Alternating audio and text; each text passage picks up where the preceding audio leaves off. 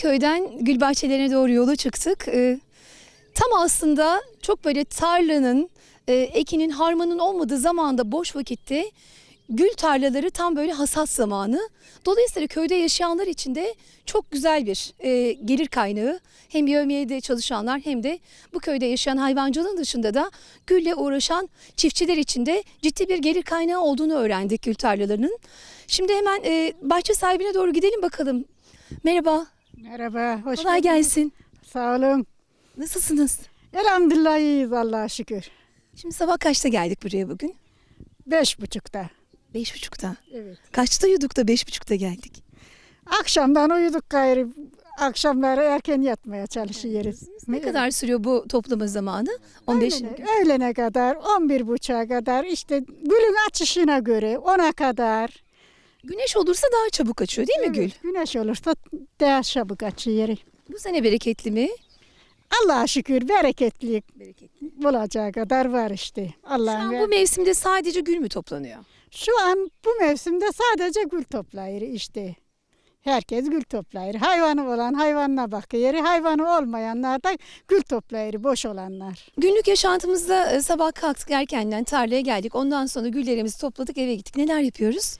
Eve gittik, yemek pişirdik, işte temizlik yaptık. Hayvanı olursa ufak tefek ona baktık.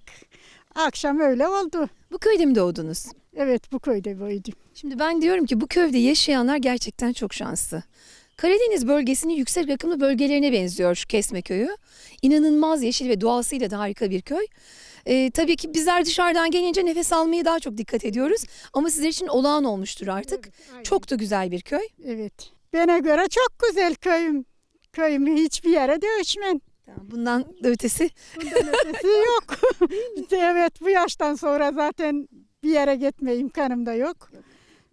Köy, Kesme. en büyük köy bizim köy. En büyük köy Kesme. Gülüyle, çamuruyla, her şeyiyle güzel.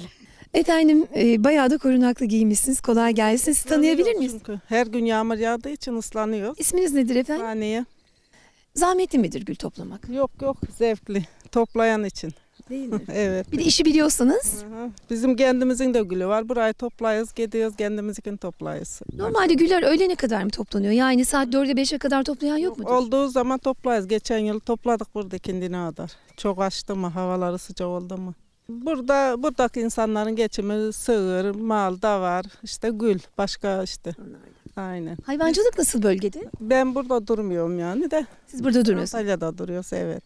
Ne zaman buraya geliyorsunuz? Eşimin memleketi işte işimiz olduğunda geliyoruz. Karşıda bahçemiz var bizim de. Bu sene de hep yağmurlu geçiyor. Baksa her gün gün yağmurla toplayız. Koşa koşa gelip koşa koşa gidiyorsunuz. Aynen onun için işte böyle giyindik. Değilse ıslanıyoruz. Islanmamak için biz sizi çok fazla tutmayalım. Bereketli olsun. Korona ilaççıları gibiyiz. Ne aylakçıları? Koronada ilaççılar böyle giyiyor. Her ilaçlayız.